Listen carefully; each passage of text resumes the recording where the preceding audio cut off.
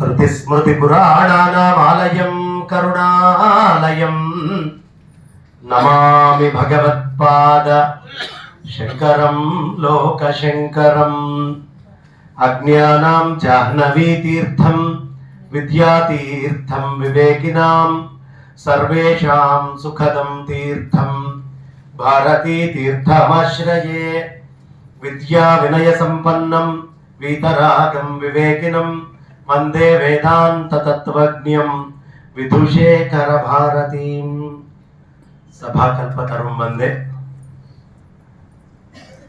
ज्योतिष స్వరూపము అయినటువంటి సభకి వినమ్రపూర్వకంగా నమస్కరిస్తూ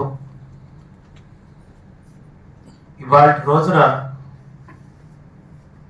సాక్షాత్తు వసంత ఋతువు ఉగాది ఇవాళ్లే మొదలైందా అని భావన కలిగేట్టుగా ఎక్కడ ఎంత ఎక్కువ మంది జ్యోతిష్యులు ఉంటారో అదే నిజమైనటువంటి యుగ ఆది యుగ ఆరంభం అని చెప్పుకోవచ్చు.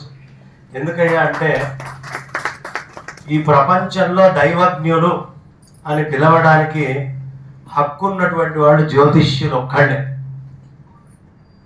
ఇంకా ఎవరిని దైవజ్ఞులు అనేటటువంటి శబ్దముతో ఆ ప్రయోగం ఇంకెవరికి చేయడం జరగదు. ఎందుకు దైవజ్ఞులయ్యా అంటే వాళ్ళు కిందే ఉంటారు, సమస్తమైనటువంటి విశ్వంలో కదలికల్ని గుర్తించగలిగేటటువంటి స్థితిలో ఉంటారు. ఇది దైవజ్ఞులకే మాత్రమే సాధ్యమయ్యేటటువంటిది, ఆ లక్షణం ఉన్న వాళ్ళకి. ఒకసారి కత్తి మహేష్ నేను అనుకోకుండా కెన్టీవీలో ముందరే షోకి వెళ్ళి అతను బయటకు వస్తున్నాడు, నేను తర్వాత దేనికో వెళ్ళబోతున్నాను. ఆ మధ్యలో 2 కుర్చీల దగ్గర కూర్చొని ఉన్నాం. నాతోటి మీ జ్యోతిష్యులందరికీ కళ్ళు నెత్తి మీదకి వచ్చాయి అన్నాడు. నేను జీవితంలో మొట్టమొదటిసారి నిజం చెప్పావయ్యా అన్న. నీ జీవితంలో మొట్టమొదటిసారి నిజం చెప్పావయ్యా అన్న. అదేమిటయ్యా అన్న. నిజమయ్యా, నువ్వు ఎంతసేపు ఉన్నా కిందకి ముందకి చూస్తావు కానీ పైన గ్రహాల్లో ఏం జరిగాదో నువ్వు చూడవు కదా. ఖచ్చితంగా నెత్తికొచ్చి చూసేది మేమే, కాబట్టి జీవితంలో మొదటిసారి మంచి మాట చెప్పావు. ఇది కూడా టీవీ 9లో గొడవ అయిన తర్వాతే, మా ఇద్దరికి మధ్యలో గొడవ తర్వాతే. అలా తెలియకుండా వాళ్లతోటి కూడా పరమాత్మ సత్యమే పలికిచ్చాడు అని ఆనందపడ్డా ఆ రోజు. ఇంకా విశేషము, అసలు నన్ను చెప్పమని సంప్రదాయాల గురించి మాట్లాడాలి అన్నారు కాసేపు. ఈ భయంకర కలికాలంలో సంప్రదాయాలన్నీ మారిపోయినాయి. ఇప్పుడు మనం సంప్రదాయం గురించి చెప్తే ఎవరు వింటారు? పొద్దున్నే భర్త ఆఫీస్కి వెళ్ళాడు, సాయంత్రం పాపం పనంతా చేసుకొని అలసిపోయి వచ్చేటప్పటికి భార్య తలుపు తీసింది. తలుపు కొడితే మొహం మీద బొట్టు లేదు. ఏమే మొహం మీద బొట్టు లేదు, ఏమనుకుంటున్నావు పెద్దగా అరిచాడు. కాస్త పాతకాలం. ఆ తల్లి అంది, ఏమండి పొద్దున్నే మీరు బయటికి వెళ్ళాక ఆ సందులో యాక్సిడెంట్ అయిందటండి, తిరిగి వస్తే పెట్టుకుందామని. అనేటటువంటి రోజుల్లో సంప్రదాయాల గురించి చెప్పండి అంటే. కానీ ఒక చిన్న ఆశ్చర్యజనకమైన విషయం ఏమిటి అంటే 1975 నుంచి మెల్లిమెల్లిగా పతనం అవుతూ వస్తున్నటువంటి సనాతనమైన వైదికమైనటువంటి ఆలోచన విధానము యువతలో కూడా జాజ్వల్యమానంగా వెలిగిపోతాను. ప్రతి వాళ్ళు కారణము, రీజనింగ్ అన్ని తెలుసుకోవాలి అనే ఆలోచనలో పడ్డారు. మరి అన్నిటికీ రీజనింగ్ ఎవరు ఇవ్వగలరయ్యా అంటే ఒక జ్యోతిష్యులు మాత్రమే ఇవ్వగలరు. జ్యోతిష్యులు వాళ్ళు మాత్రమే ఇవ్వగలరు. ఎందుకు జ్యోతిష్యులే ఇవ్వగలరు అంటే అది కన్ను లాంటిది, అన్నిటినీ దర్శించేటటువంటిది అదే. ఏమండి వినాయక చవితి వస్తుంది, కాస్త వినాయక చవితి రోజు కుడుములు తయారు చేసి ఆ ఉండ్రాళ్ళు నివేదన చేయాలి. ఇది సంప్రదాయం. ఈ ఉండ్రాళ్ళు ఎందుకు తయారు చేయాలి అంటే మళ్ళీ కాలమే. ఇది వర్ష ఋతువు, ఇక్కడ ఉడకబెట్టినటువంటిది తినాలి, తింటే కడుపు లోపల ఉండేటువంటి అనారోగ్యాలు చాలా దూరం అవుతాయి. అంటే ఆ వంటకి జ్యోతిష్యమే ఆధారం. ఏ ప్రాంతంలో ఉండేటటువంటి వాతావరణం బట్టి, అక్కడ ఉండేటువంటి గ్రహస్థితుల్ని బట్టి, ఆ జరిగే కాల మార్పుల్ని బట్టి అక్కడక్కడ ఆహారాలన్నీ కూడా నిర్ణయించబడతాయి. సంప్రదాయాలు, ఆచారాలు అన్నీ కూడా అన్ని కాలాన్ని బట్టే నిర్ణయించబడతాయి. ఏ సంప్రదాయమైనా, ఏ ఆచారమైనా దానికి మూలము కాలము. కాబట్టి కాలము సంప్రదాయాల్ని నిర్ణయిస్తుంది. కాలం ఎవరి అధీనంలో ఉంది? జ్యోతిష్యుల అధీనంలో ఉంది. ఇది చాలా ప్రధానమైనటువంటి అంశం. కాబట్టి జ్యోతిష్యం అంటే ఏదో గ్రహాలు చూసాము, ఇక్కడ దాకా ఏదో రీసెర్చ్ అయింది అని కాకుండా, మనకి భాగవతంలో కాలాన్ని లెక్క పెట్టేటప్పుడు లిప్తల దగ్గర నుంచి పరిపూర్ణంగా, అంటే అటామిక్ టైంని కూడా వ్యాసుల వారు చాలా విశేషంగా చెప్పడం జరుగుతుంది. అటామిక్ టైంని కూడా ఒకసారి నేను ఇలాగే వాదన జరుగుతున్నప్పుడు ఎన్టీవీలో బిర్లా సైన్స్ ప్లానిటోరియంకి సంబంధించిన డైరెక్టర్ గారు వచ్చారు అవతల పక్షం మాట్లాడటానికి. ఆయన చాలా న్యూట్రల్గా మాట్లాడుతున్నారు. నేను అయ్యా బాగుంది, మీరు ఏదో జ్యోతిష్యము ఇటు అటు కాకుండా చెప్తున్నారు, ఒక క్షణం గడిచింది అని మీరు ఎలా చెప్తారు? దేనిని బట్టి చెప్పాలండి ఒక క్షణం గడిచింది అని చెప్పాలి అంటే? సూర్యుడు అందామంటామా? మేఘాలు వచ్చి కనిపించలేదనుకోండి, మార్పు ఏమైనా ఉందా? పోనీ అదే సూర్యుడు చంద్రమండలం మీదకి వెళ్ళేటప్పటికి సమయం మారిపోతోంది కదా. ఒక క్షణం గడిచింది అని చెప్పడానికి కారణం ఎట్లా? దేనిని ఆధారం చేసుకొని ఒక క్షణం గడిచింది అని చెప్తారు అని ప్రశ్న వేశారు. ఆయన కొంచెం ఆలోచించి, ఇది చాలా మొదటి నుంచి ఉంది, సమాధానం లేని ప్రశ్న అండి అన్నారు. కానీ మన వాళ్ళు దీన్ని ఎంత చక్కగా చెప్తారయ్యా అంటే, 2 అణువులు కలిసి ఒక వ్యడుకం అవుతాయి అని భాగవతంలో బ్రహ్మసూత్రాది భాష్యాల్లో చాలా విశేషంగా, ఈ బౌద్ధులతోటి నిరాకరణ చేసేటప్పుడు శంకరాచార్యులు వారు ఆ బ్రహ్మసూత్రాలను తీసుకొచ్చి భావం చెప్పేటప్పుడు చక్కగా చెప్తారు. ఆ మొత్తం కూడా మన బుద్ధి ఉన్నా లేకపోయినా కాలం ఉంది, మనకి తెలిసినా తెలియకపోయినా కాలం పనిచేస్తోంది. అంటే ఎవడో మూర్ఛపోయాడు, పడుకున్నాడు, అన్కాన్షియస్ అయ్యాడు, వాడు 10 ఏళ్ల తర్వాత నేను లేచినా వాడికి కాలం తెలియకపోయినా వాడిలో కాలం ఉంది, వాడిలో మార్పులన్నీ జరిగినాయి. 10 ఏళ్ల వయసుకి సంబంధించిన మార్పులన్నీ ఆ ఉపాధిలో జరిగినాయి. ఒకటేసారి సృష్టి మొత్తంలో ఉండే బ్రహ్మాండంలో సకల చరాచరమైనటువంటి అన్నిటి యందు జరిగేటటువంటి మార్పునే కాలము అంటారు. అది సమానంగా జరుగుతుందట ఒక్కొక్క ప్రదేశంలో, ఆ సమస్థితిలో. అంటే ఇప్పుడు రాత్రి అయినా అక్కడ, ఇక్కడ పగలైనా ఆ క్షణం మార్పు మాత్రం అమెరికాలో వాడికి మనకి సమానమే. ఉపాధి లోపల, ఈ శరీరం లోపల క్షణం మనం కాలాన్ని చూసుకొని లెక్క వేసుకుంటాం. కానీ లోపల శరీరంలో జరుగుతున్నటువంటి మార్పు ఏదైతే ఉందో, ఈ మార్పు కాలాన్ని సూచిస్తుందండి. కాలం కదులుతోంది అని సూచన. అది రాయిలో కూడా మార్పు ఉంటుంది. ఈ ముందర ఉన్న కుర్చీలో చేతనం అచేతనం అన్నిటిలో మార్పు జరుగుతుంది. ఈ మార్పే కాలాన్ని సూచించేది. ఇది ఎంతకాలం ఉంటుంది, ఇది ఎంతకాలం ఉండదు అనేటటువంటి విషయాన్ని ప్రతి వస్తువు యొక్క, ప్రతి ఉపాధి యొక్క, అన్నిటి యొక్క సమయాన్ని చెప్పేది కాలం. కాబట్టి ఈ మార్పుని ఆధారం చేసుకొని పుట్టినటువంటిదే సంప్రదాయము. సంప్రదాయం మనిషికి సంప్రదాయం మారిపోతుందండి. నేను ఇప్పుడు ఫలానా రాశిలో పుట్టాను, నేను ఫలానా సమయంలో స్టాండ్ స్టిల్ ఫోటో తీసినప్పుడు పైన గ్రహాలన్నీ, ఇదిగో సూర్యనారాయణమూర్తి ఇక్కడ ఉన్నాడండి, బృహస్పతి ఇక్కడ ఉన్నాడు, శుక్రుల వారు ఇక్కడ ఉన్నారు, మరి శనీశ్వరుల వారు ఇక్కడ ఉన్నారు అని చెప్తూ మనం గ్రహాలన్నిటినీ చూపించి ఏ ఇంట్లో ఎన్ని డిగ్రీల్లో ఎక్కడ ఏది ఉంది అనేటటువంటి స్టాండ్ స్టిల్ ఫోటో తీస్తాం కదా. తీసినప్పుడు ఈ ఉపాధి యొక్క సంప్రదాయం మారిపోతుంది. దీని పుట్టినరోజు వేరు, దీనికి సంబంధించిన వ్యవస్థ వేరు, దీని లోపల జరిగేటటువంటి మార్పులు వేరు. కాలము ఈ మార్పుని సూచిస్తుంది. ఎక్కడ నువ్వు పుట్టావో అక్కడి నుంచి జరిగేటటువంటి మార్పును మొత్తాన్ని కూడా తీసుకొని ముందరికి వెళ్తూ ఉంటుంది.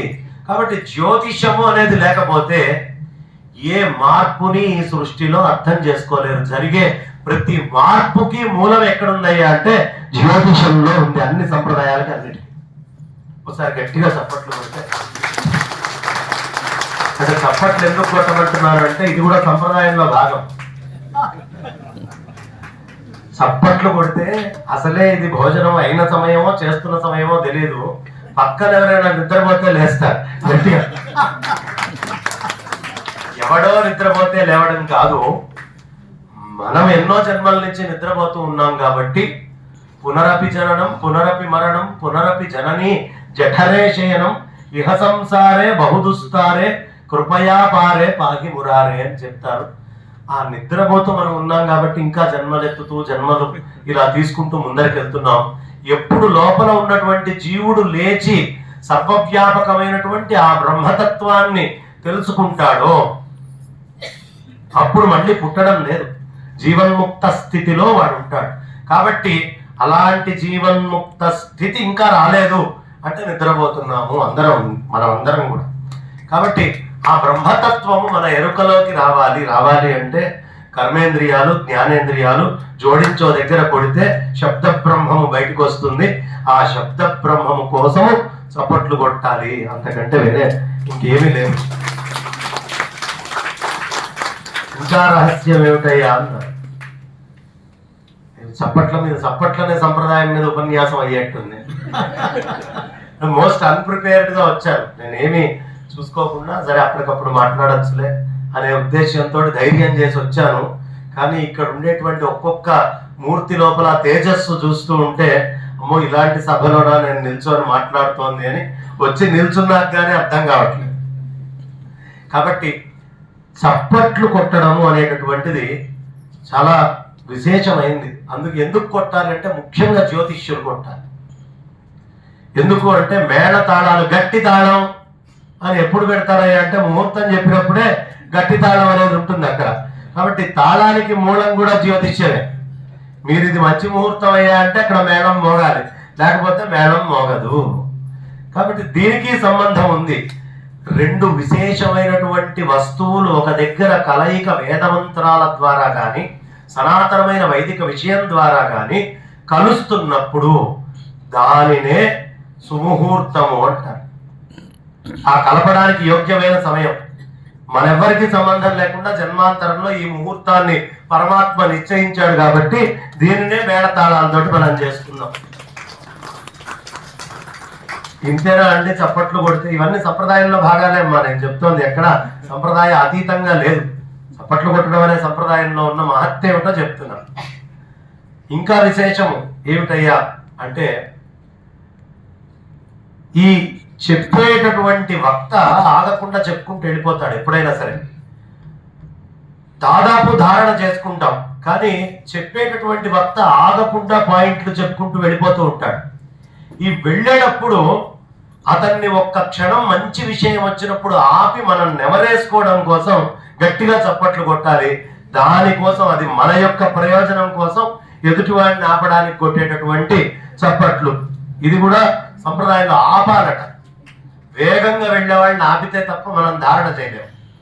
అందుకని ధారణ కోసం ఆపడం. అంతేనా అండి అంటే కాదు, ఆగకుండా అరగంట చెప్తాడు పాపం, వాడికి కూడా గొంతుకో సెకండ్ రెస్ట్ ఇవ్వాలి కదా అనే ఉద్దేశంతో కూడా చప్పట్లు కొట్టచ్చు, అది నాకు ప్రయోజనం. కాబట్టి ఈ జ్యోతిషము అనేటటువంటిది రెండు రకాలుగా చెప్పబడ్డది, దుక్ సిద్ధాంతము, పూర్వ పద్ధతి అని.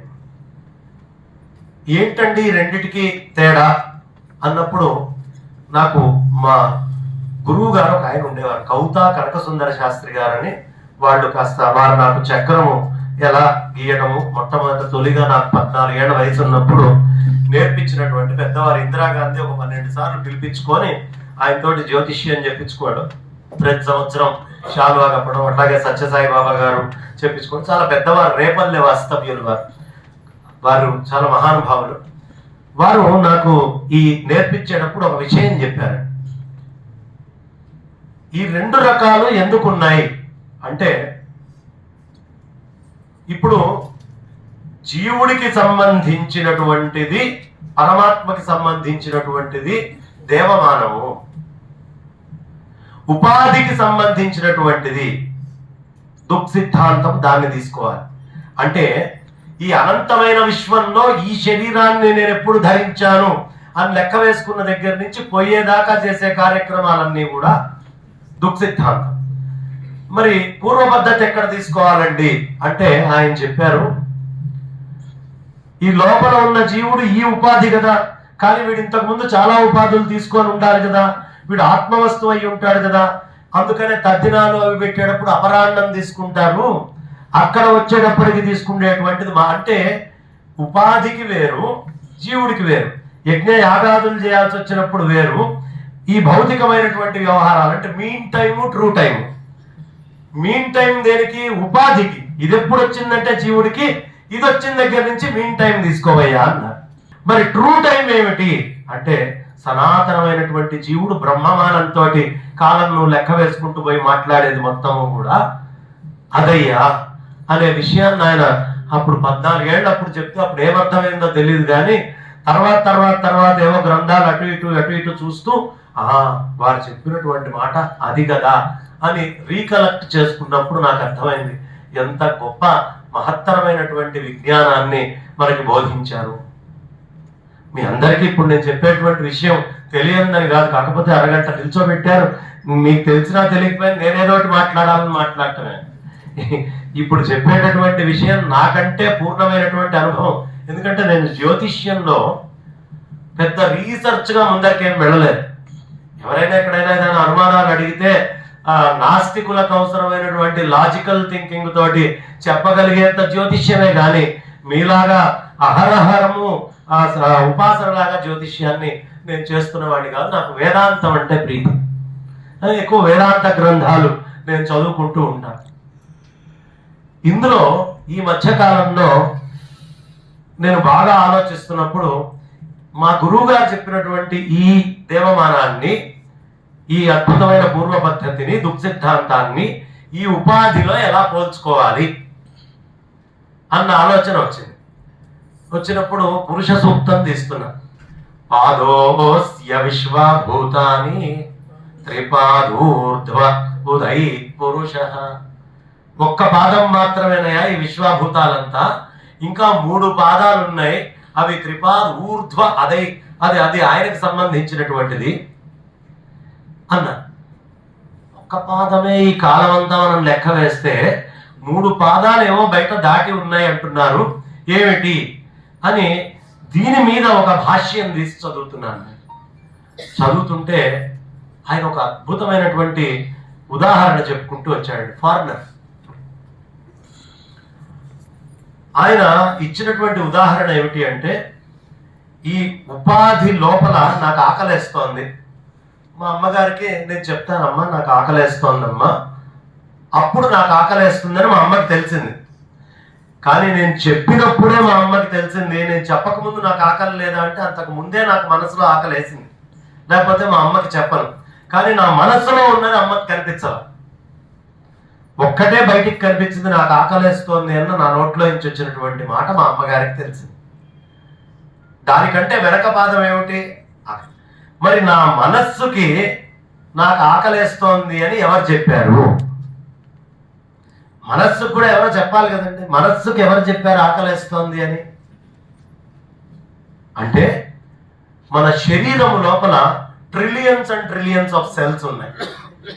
ప్రతి ఒక్క కణము దాని ఆహారం అది తింటుంది కలెక్టివ్ ఇంటెలిజెన్స్ తోటి. ఈ కణాలన్నీ కూడా, ఈ trillions and trillions of cells ఒక్కసారి సంభాషణ చేసుకొని ఈ మనస్సు అనేటటువంటి దాన్ని నాకు మిర్రర్ ఇమేజ్ కింద రిఫ్లెక్ట్ అయ్యేట్టుగా పెట్టి దీని ద్వారా వాటి యొక్క సందేశాలన్నీ పంపించి బయట నుంచి ఇంద్రియాలతో వస్తువుల్ని లోపలికి తెచ్చుకుంటాయి.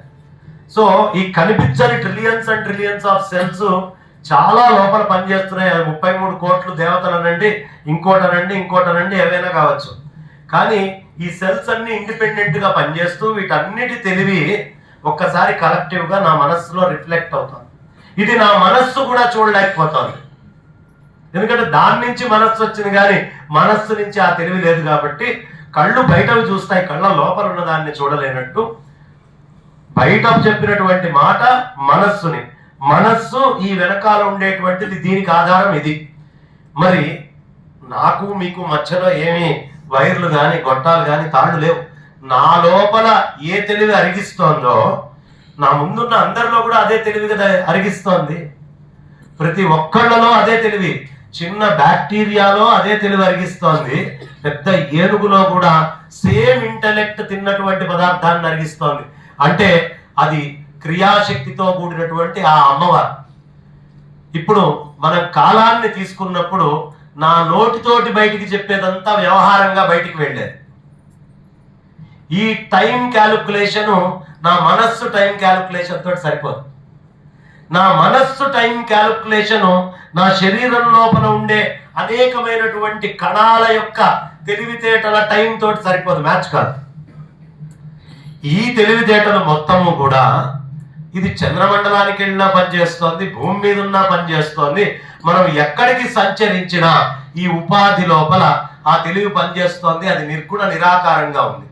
నిర్గుణ నిరాకారము సగుణ సాకారంగా క్రిముల లోపల, అది మన కణాల లోపలికి వచ్చి అక్కడి నుంచి మనస్సును చేసుకొని బాహ్య ప్రపంచం. పరమాత్మ అవ్యక్తము, వ్యక్తము క్రియాశక్తి అయినటువంటి అమ్మవారు. దాని నుంచి బయటకు వచ్చేటటువంటి మనస్సు మహత్తు. ఆ మహత్తు నుంచి నోట్లో నుంచి బయటకు వచ్చేది అహం. వ్యక్తావ్యక్త మహదహంకారం అనేటటువంటి శివ కుటుంబము. ఇందులో అవ్యక్తం అర్థమైతే వాడికి కాలంతో సంబంధం లేదు, వాడు బ్రహ్మ పదార్థం. వ్యక్తము దగ్గర నుంచి కాలం వేయాలి, అంత లోతుల్లోకి మనం వెళ్ళలేకపోతున్నాం. మహత్తుని గుర్తిస్తున్నాం, కానీ ఈ మహత్తుని మనం ఎలా వాడుకోవాలి? ఈ సమాజంలో మహత్తు వల్ల ప్రతిదాని యొక్క అహాన్ని ఇక్కడికి మనం క్యాలిక్యులేట్ చేసుకుంటున్నాం. ప్రతిదాని యొక్క టైంని ఆ లెవెల్లో మనం క్యాలిక్యులేట్ చేసుకుంటున్నాము. కాబట్టి జ్యోతిషము అనేటటువంటిది మనకి మీన్ టైం, ట్రూ టైం అనేది ఉండదు. మీన్ టైం అనే దాంతో తీసుకుంటాం. ఇక్కడ మనకి దుఃఖ సిద్ధాంతం అనేటువంటిది ఉపయోగపడుతుంది. మరి పురాణ పద్ధతి ఏమిటయ్యా అది అంటే, పూర్వ సిద్ధాంతం అంతా కూడా ట్రూ టైంకి బేస్ అయి ఉంటుంది. అంటే పైనుంచి ఓ చిన్న పుల్ల పెడితే ఆ పుల్ల యొక్క నీడ అటు ఇటు పడకుండా, మామూలు అప్పుడైతే 5 degrees తప్పదు, అభిజిల్ లగ్నం వచ్చినప్పుడు అటు ఇటు పడకుండా ఉండేటటువంటి ఆ క్యాలిక్యులేషన్ ఏదైతే ఉంటుందో దాని నుంచి మొత్తము కూడా మనం లెక్క వేసుకోవడము అనేటటువంటిది జరుగుతుంది. కాబట్టి ఎవడో కలకత్తాలో విమానాన్ని తీశాడు, బైక్ తీసుకొని వస్తున్నాడు, ఎక్కాడు విమానాన్ని. రాజస్థాన్లో ఆ విమానం ల్యాండ్ అవ్వాలి. ఇప్పుడు నేను ట్రూ టైం ప్రకారం వెళ్తానండి, దీన్ని బట్టి అని టైం రాసుకుంటే లోకంలో వ్యవహారాలు ఏవి కూడా సక్రమంగా చేయలేము. అది ఎప్పుడు లేస్తుంది ఎప్పుడు వస్తుంది అనే టైం క్యాలిక్యులేషన్ మీన్ టైంను పెడితేనే ప్రపంచంలో వ్యవహారాలు ఎలా నడుస్తాయో ఈ ఉపాధికి మీన్ టైం అలా డిజైన్ చేసి లోపల ఉండేటువంటి ట్రూ టైం ఈ రెండింటిని తీసుకొచ్చారు. ఈ సంప్రదాయాలు ఆచారాలన్నీ కూడా మీన్ టైంకి సంబంధించినవి. ఈ మీన్ టైంలో ఆచరించే సంప్రదాయాలు ఆచారాలన్నీ కూడా మనల్ని ట్రూ టైం అయినటువంటి నిజాత్మ స్థితికి చేర్చడం కోసమే అనే లక్ష్యాన్ని పెట్టుకొని ప్రతి పనిని చేయడము అనేది ప్రధానము. నాకు ఇది బహుశా అందరూ రామచంద్ర అనాల్సినటువంటి సమయంలో నేను వచ్చి ఇక్కడ ఉపన్యాసం మొదలు పెట్టాను. రామచంద్ర అని ఎప్పుడు అంటామండి? అన్నమో రామచంద్ర అంటాం. కాబట్టి అందరూ రామచంద్ర అనాల్సినప్పుడు నేను వచ్చి ఈ కొత్తగా దాన్ని ఎక్స్టెండ్ చేసి ఇంకా చెప్తే బాబు ఎప్పుడు ఆపుతావు అనే